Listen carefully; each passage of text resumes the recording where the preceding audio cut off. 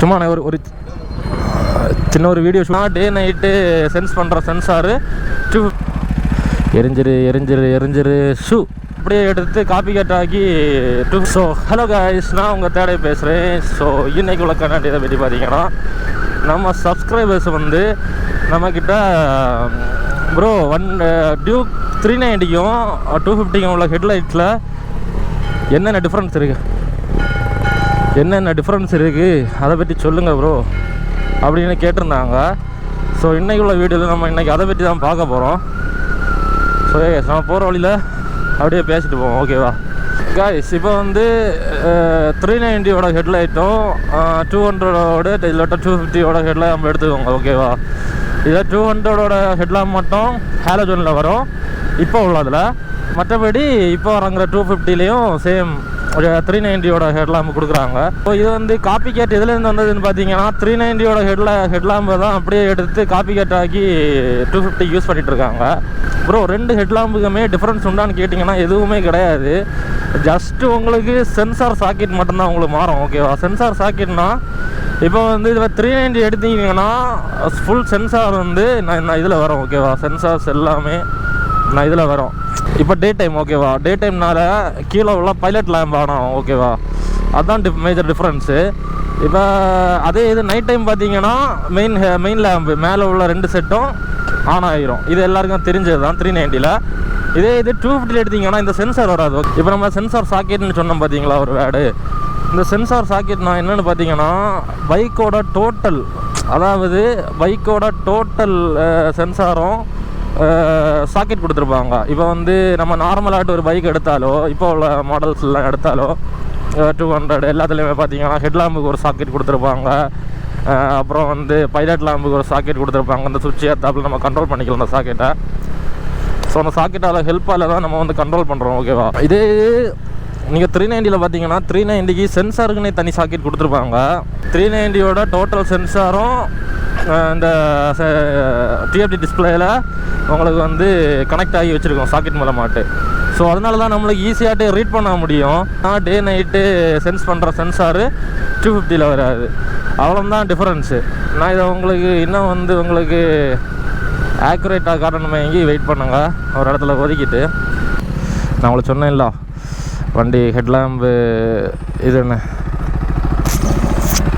So இப்போ பார்த்துருங்க, pilot lamp மட்டும்தான் எரியுது. இந்த பைலட் லேம்ப் பார்த்தீங்களா, இது மட்டும் தான் எரியுது. இப்போ சென்சாரம் க்ளோஸ் பண்ணோம்னு பார்த்துங்க, பார்த்தீங்களா? இது வந்து மேலே எரியுது, ஓகேவா? இது வந்து நான் இப்போ எடுத்த பிறகு இது கொஞ்சம் ரீட் பண்ணோம், ஓகேவா? இப்போ அந்த மாதிரி சென்ஸ் பண்ணிகிட்டு இருக்கு. ஸோ இப்போ பார்த்துருங்க, பைலட் லேம்ப் திரும்ப எரியும். எரிஞ்சிரு ஷூ ஷூ எரிஞ்சிருச்சா? ஸோ அவ்வளோதாங்க. திரும்பியும் பொத்தி பிடிச்சா மேலே எரியும், ஓகேவா? அவ்வளோதான் விஷயம். இந்த விஷயம் 250ல் கிடையாது, ஓகேவா கைஸ்? ஏன்னா சென்சார் இங்கே இருக்குது, ஓகே? ஸோ நம்மள்கிட்ட கொஸ்டின் கேட்ட ப்ரோக்கு புரிஞ்சிருக்கும். அவங்களுக்கு மட்டும் இல்லை, இந்த கொஸ்டினோட இருக்க எல்லாருக்குமே புரிஞ்சிருக்கும். இதுதான் ஒரு சிம்பிள் விஷயமே, இவ்வளோ தான். டிஎஃப்டி டிஸ்பிளேயோட ரேட்டு மட்டுமே நான் ஒரு ஷோரூமில் கேட்டேன். அப்போ எவ்வளோ சொன்னாங்கன்னு பார்த்தீங்கன்னா, கிட்டத்தட்ட 25 to 26 அந்த ரேஞ்சு கிட்ட வரோன்னு அதாவது அது அந்த ரேஞ்சு கிட்ட வரும். 400 செக்மெண்ட்டில் பார்த்தீங்கன்னா அந்த நம்ம இந்த இதில் உள்ள சென்சார்ஷிப் எல்லாம் அடிக்கிறதுக்கு எந்த வண்டியுமே இல்லை.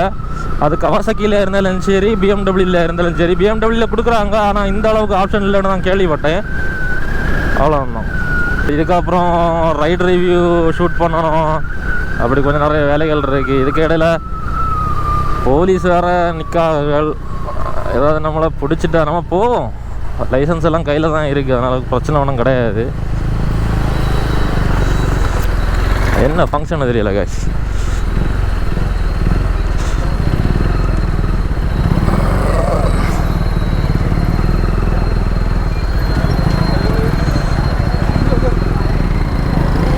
ஆமாம் அண்ணே, சும்மா அண்ணே ஒரு சின்ன ஒரு வீடியோ ஷூட் பண்ணுறானே.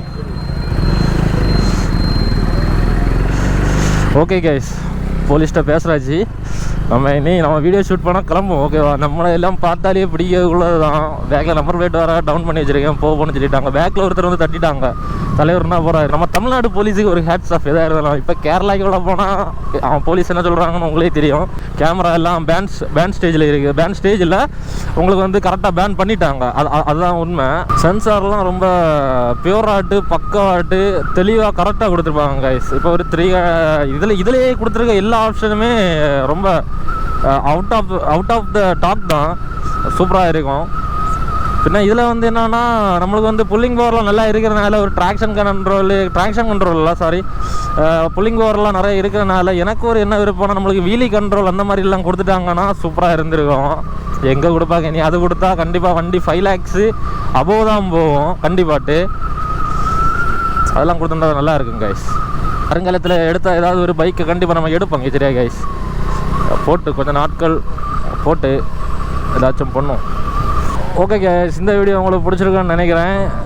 ஸோ லைக் பண்ணுங்கள், ஷேர் பண்ணுங்கள், கமெண்ட் பண்ணுங்கள், அப்படியே சப்ஸ்கிரைப் பண்ணுங்கள். மறக்காமல் பக்கத்தில் இருக்க பெல் ஐக்கனையும் தட்டி ஆளில் போடுங்க. நான் போடுற வீடியோஸ் எல்லாம் உங்களுக்கு உடனே வந்து சேரும். இதே மாதிரி இன்னொரு கனரில் நான் உங்களை வந்து சந்திக்கும் வரை நான் உங்கள் தேடாய். பாய்.